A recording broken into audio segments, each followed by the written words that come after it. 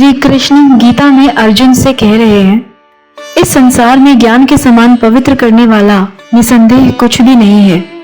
उस ज्ञान को कितने ही काल से कर्म योग के द्वारा शुद्ध अंतःकरण हुआ मनुष्य अपने आप ही आत्मा में पा लेता है। जितेंद्रिय, साधन परायण और श्रद्धावान मनुष्य ज्ञान को प्राप्त होता है तथा ज्ञान को प्राप्त होकर वह बिना विलंब के तत्काल ही भगवत प्राप्ति रूप परम शांति को प्राप्त हो जाता है। विवेकहीन और श्रद्धा रहित संशय युक्त मनुष्य परमार्थ से अवश्य भ्रष्ट हो जाता है।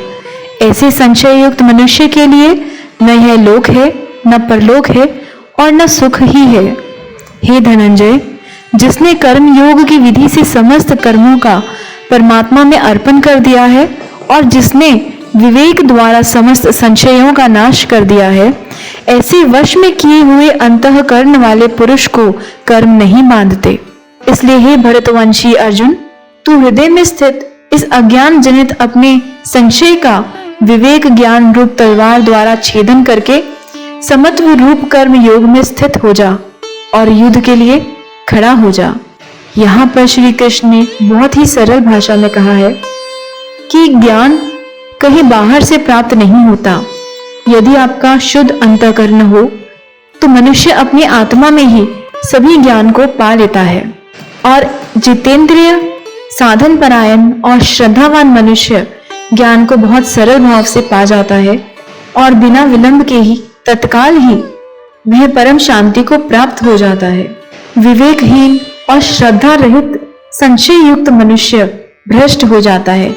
यहाँ पर श्री कृष्ण ने बेहद सरल भाषा में कहा है कि जिस इंसान में, जिस मनुष्य में संशय हो वह अवश्य ही भ्रष्ट हो जाएगा।